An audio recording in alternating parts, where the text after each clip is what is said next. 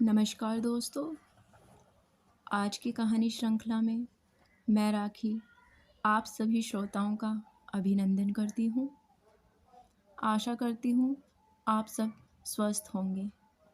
तो चलिए प्रारंभ करते हैं आज की कहानी। ओह, ये नीली आँखें। मैं कुछ बदहवास, कुछ हताश सी बुदबुदा उठी। दरअसल रेखा चिल्ला रही थी कि किचन में घुसकर बिल्ली सारा दूध पी गई है। वह उसे खदेड़ते हुए मेरे बेडरूम तक ले आई थी। मैंने उसे कहा, इसे मारो मत। एक टुकड़ा टोस्ट का तोड़कर मैंने ज़मीन पर फेंक दिया था। बिल्ली ने उसे खाकर पुनः मेरे हाथ में बचे टोस्ट पर अपनी नीली आंखें गड़ा दी। जैसे ही मेरी आंखें उसकी आंखों से टकराई, मुझे बरसों पहले बम्बई से मद्रास की यात्रा करते समय नीली आंखों वाला सहयात्री याद आ गया। वह इस बिल्ली की तरह ही मेरी देह को ललचाई आंखों से टकटकी लगाए रात भर देखता रहा था।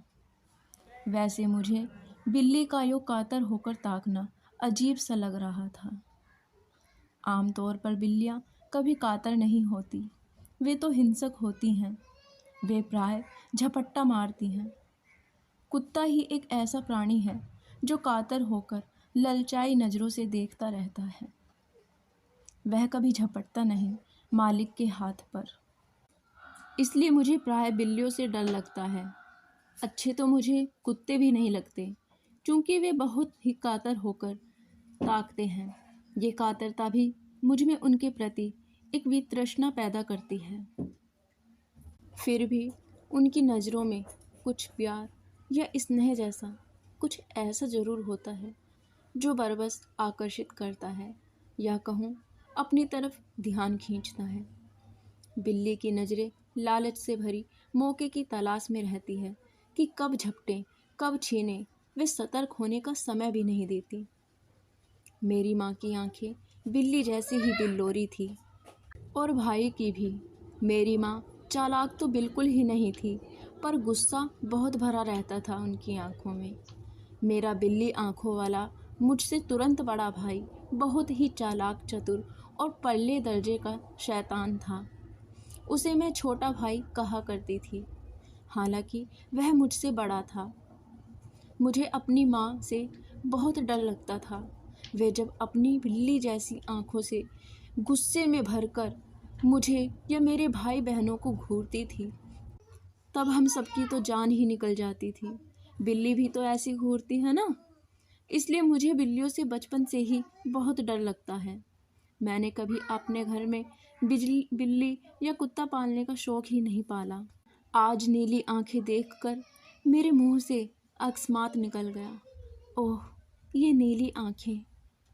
और इस बिल्ली की भूरी भूरी, हरी हरी और कभी नीली नीली लगती आंखें देखकर मैं अतीत के गलियारों में घूरने लगी। आलोक का स्थानांतरण बम्बई से मद्रास हो गया था। उन दिनों रेल में एयर कंडीशनर डिब्बे नहीं लगा करते थे। ये सन 47 की बात है।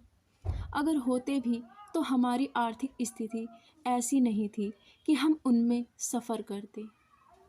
फर्स्ट क्लास में भी हम इसलिए सफ़र कर रहे थे क्योंकि आलोक को सरकार की तरफ से स्थानांतरण होने पर परिवार के लिए फ़र्स्ट क्लास का रेल भाड़ा मिलता था। सो हम फर्स्ट क्लास के डिब्बे में सफ़र कर रहे थे।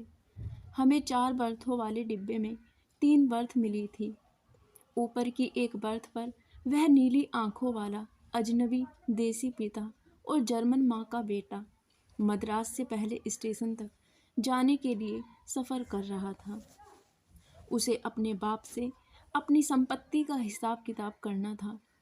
बहुत ही मधुरभाषी, गोरा छरहरा बदन, लंबा वह अलबेला सा युवक बार बार मुझे अपनी तरफ आकर्षित कर ले रहा था। मैंने महसूस किया कि मुझे सायास अपनी आंखें उसकी तरफ से हटानी पड़ रही थी। हमने शाम को ट्रेन पकड़ी थी, इसलिए हम घर से खाना बनाकर अपने साथ बांध लाए थे।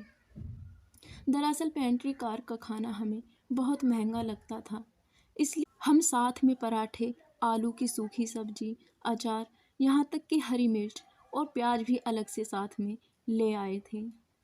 उस नीली आंखों वाले ने भी हमारा खाना बड़े चटखारे लेकर बड़े ही चाव से खाया था। आलोक भी उससे खासा घुल मिल गया था। न जाने क्यों घूम फिर कर क्यों उसकी नीली नजरें मुझ पर पड़ जाती थी, जैसे कि वे आह्वान कर रही हों उनमें समा जाने के लिए। खाने के बाद वह अजनबी मेरे सामने वाली बर्थ पर जा लेटा। वह अपनी आंखों पर बाँह धरकर सतत मुझे देख रहा था। आलोक ठीक मेरे ऊपर वाले बर्थ पर थे। वे मुझे देख नहीं पा रहे थे। मेरी बच्ची मेरे सामने वाली निचली बर्थ पर सो रही थी। रात हो गई, बत्ती बुझा दी गई। बस एक नीला बल्ब जाग रहा था और जाग रही थी उसकी नीली आंखें। लगा जैसे कोई ऑक्टोपस मुझे जकड़ रहा है। लगा नीले समुद्र की नीली लहरें मुझे समेट रही हैं। लगा जैसे आकाश ने अपनी खिड़कियां खोल दी हैं और वह कह रहा है, आओ आ जाओ, मेरी खिड़कियां खुली हैं। जैसे नीले आकाश की नीली पर्दों वाली खिड़कियां धड़ाम से खुल गई। वे मुझे बुला रही थी। रेल की खिड़की के बाहर अंधेरा जैसे सक पकाकर सरपट भाग रहा था। रेल के भीतर नीली रोशनी भोर की किरणों की तरह भरती जा रही थी। एक अजनबी, उसकी आंखों की इतनी जबर जकड़। मैंने अपनी देह चादर से ढक ली। लगा चादर भी नीली हो गई है। मैंने वर्जनाओं की सांकल लगानी चाहिए। अपनी बेतहासा भागती हाफती इच्छाओं पर, भावनाओं पर मैंने अपनी सांसें रोक ली। मैं अपनी भावनाओं के दरवाजे बंद करने की कोशिश करने लगी, पर उत्तेजित उखड़ी उखड़ी सांसें बेकाबू हो दरवाजों की कीलें निकालकर पार कर गई और वे नीली आंखें संभवतः मुझसे भी ज़्यादा उद्दंडता की हद तक बेकाबू हो रही थी। उन आँखों की नीलिमा सभी वर्जनाओं को पार कर मेरी देह के अंतरंग हिस्सों तक जा पहुंची थी। आलोक ऊपर वाली बर्थ पर है। इस एहसास की रेखा भी उस तरल पर ठंडी नीलिमा में खुलकर तिरोहित होने लगी थी। डिब्बे के खालीपन में मेरी बच्ची के होने का एहसास भी उन नीली आँखों की कोरों ने छीन लिया था। नजर आ रही थी तो बस आँखों से झरती वह नीलिमा जो आलोक की किरणों से भिन्न थी। नीलिमा की वह फुहार सुंदर थी, रोशन तो नहीं कर रही थी, पर उसका नीलापन एक सुकून दे रहा था। उसके सौंदर्य से उत्तेजित हुई जा रही थी मेरी देह। मैं उन नज़रों में समा जाना चाहती थी। कंपार्टमेंट में अंधेरा था। उस अंधेरे की चीरकार उसकी नीली पुतलियाँ मेरी देह को भेद रही थी। मैंने बहुत कोशिश की उन्हें नकारने की। करवट बदलकर सो गई मैं, पर वह मेरी रीढ़ की हड्डी में घुस आई थी। उस नीलिमा की वह तीखी धार। मैं ज़्यादा देर करवट बदलकर सो न सकी।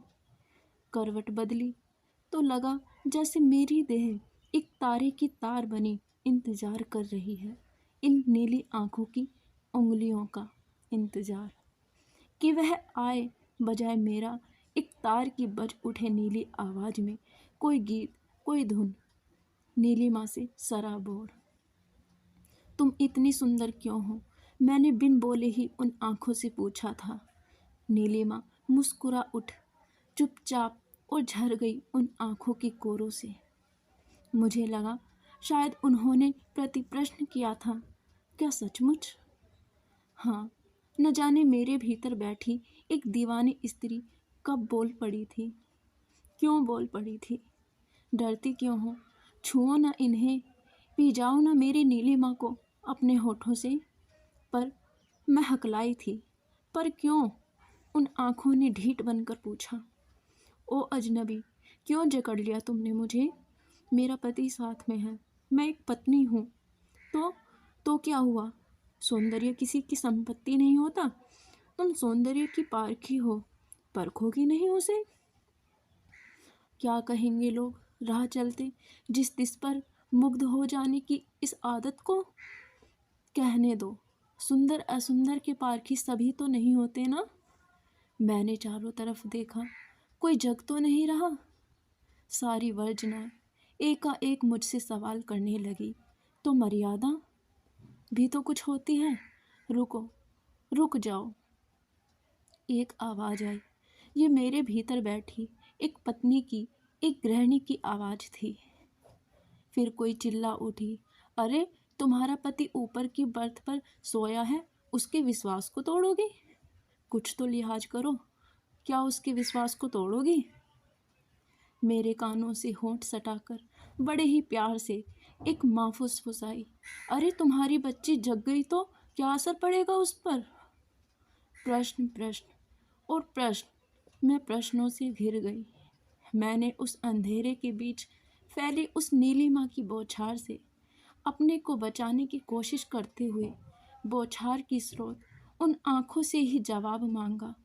मेरे गिर्द घिर रहे प्रश्नों का वे आंखें ठहाका लगाकर हंस पड़ी। प्रश्न प्रश्न तो कभी पीछा नहीं छोड़ते जीवन में। जीवन भी तो एक प्रश्न ही है। और सौंदर्य, सौंदर्य की परख और उसे महसूस करने का मौका विरले ही मिलता है। यह कानून सौंदर्य ने नहीं, समाज ने गढ़े हैं, और समाज बदलता रहता है। सौंदर्य एक शाश्वत सत्य है और समाज एक परिवर्तन तथ्य। सत्य बड़ा होता है तथ्य से या छोटा, इस बहस में मत पड़ो। कभी नहीं जीत पाओगी, चाहे कितने भी निष्कर्ष क्यों न निकालो। अभी मैं हूँ तुम्हारे समक्ष, अपनी इन नीली आँखों की नीलिमा से भरा पूरा। कल नहीं रहूँगा मैं तुम्हारे पास। जियो इन क्षणों को, मिलने दो सुंदर को सुंदर से। नीरस जिंदगियाँ तो तुम पल पल जीती ही रही हो। हर आदमी जीता है नीरस जिंदगी जिसे कोई याद नहीं करता, पर सौंदर्य के क्षण याद रह जाते हैं जिंदगी भर। उसने लंबा चौड़ा भाषण झाड़ दिया। मेरे भीतर बैठी स्त्री जो खुद को उस पर मुग्ध होते देख अपने को छोटा महसूस करने लगी थी, अपने को कमतर मान रही थी। क्या कहते हैं उसे, तुरंत सुलभ, जो फिदा हो जाए जिस किसी पर भी, कहीं भी, जिसे कोई भी पटा ले। जैसी स्त्री मानने लगी थी, उसकी बातें सुनकर कुछ आश्वस्त हुई थी। मुझे अच्छा लगने लगा था उस पर मोहित होना। मेरे भीतर ही भीतर एक बहस चल पड़ी थी। तभी एक आवाज़ हृदय के किसी गहरे कोने से आई, जैसी प्रतिध्वनि हो। ये भी एक स्त्री की आवाज़ थी। क्या सुंदर को सुंदर कहना गलत है? तो पुरुषों के लिए ये वर्जनाएं इतनी कठोर क्यों नहीं होती?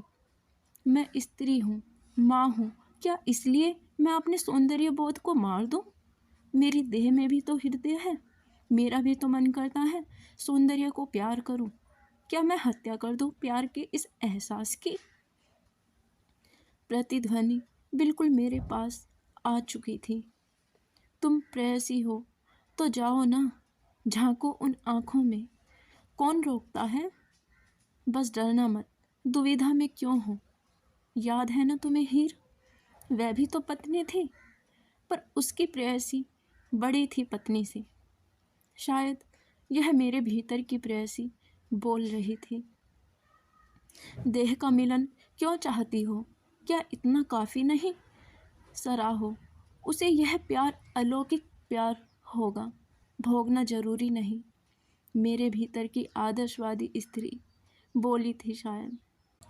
सराह तो रही हूँ मैं, वे आंखें भी अपनी नीलिमा से मेरे देह को सहला ही तो रही हैं। इस देह की सिहरन का क्या करूं, जो बिना स्पर्श के शांत नहीं होगी? फूल की केवल महक ही तो नहीं सूंघते हम, उसे सहलाकर भी तो सहराते हैं। मेरी विद्रोही स्त्री ने शायद सवाल दागा था मेरे भीतर बैठी परंपरावादी स्त्री से। तुम कलाकार हो, नृत्यांगना हो, रंगकर्मी हो और साहित्यकार भी हो, केवल स्त्री नहीं हो तुम। तुम्हारी देह मात्र स्त्री देह नहीं है जो संहिताओं से बंधी जब्त करती रहे, अपनी भावनाएं, अपनी उत्तेजनाएं, अपना प्यार, अपना सौंदर्य बोध। तुम तो कल्पना से लैस हो, सपनाती हो, सपने पालती हो, एहसास करती हो, एहसासों को समझती हो, वेदना और उल्लास, गम और खुशी महसूस करती हो, केवल अपनी ही नहीं, दूसरों की भी। दूसरों से अलग हो तुम, समाज की बात छोड़ो, तुम गलत समझती हो इन क्षणों को भोगना, तो जाओ चुपचाप सो जाओ। पर अगर इस सौंदर्य को महसूस कर जिंदगी को सुखद बनाना चाहती हो, तो आने दो उसे अपने पास और डूब जाओ इस नीलिमा में। कल जो दिन चढ़ेगा उसमें यह अनुभव, ये विलक्षण क्षण क्षण अलग से जुड़ जाएगा, इजाफा हो जाएगा तुम्हारे अनुभव की फहरिस्त में। कुछ नहीं घटेगा जिंदगी में, कुछ जुड़ ही जाएगा। जिंदगी में जुड़ने दो ना। जानती नहीं क्या तुम, स्त्री तो गंगा है, सब उसमें नहाकर अपनी मैल धो डालते हैं, फिर भी मैली नहीं होती गंगा। धुल जाने दो उस नीलिमा को अपनी देह के पसीने की गंगा में, बस जाने दो उसकी महक तुम्हारी महक में, जिसका कोई और छोर नहीं होता। मैं स्त्री नहीं, आदि स्त्री बन गई थी, सृष्टि की प्रथम स्त्री, विश्व की प्रथम नागरिक, मानव प्रजाति की प्रथम मादा। मैं जो अभी अभी जन्मी थी, जो अभी तक स्त्री या नारी की संज्ञा हासिल नहीं ले पाई थी, मेरे भीतर बैठी स्त्री एक विराट मनुष्य में बदल गई थी, जो लिंग भेद से ऊपर थी, जिसे मर्यादा की छड़ी उठक बैठक नहीं करवा सकती थी, जो आरोपित नई मर्यादा को ध्वस्त करती थी।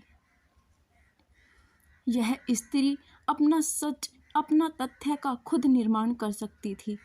वह अपने होने का खुद प्रमाण थी। एक स्त्री आज़ाद, मुक्त, स्वतंत्र और स्वच्छंद, बस एक मनुष्य, एक जीवंत जिंदगी को जिंदा रहती है, जो न मृत्यु से डरती है न समाज से। धन्यवाद। कहानी आपको कैसी लगी यह बताइए। आशा करती हूँ आपको यह कहानी अच्छी लगी होगी।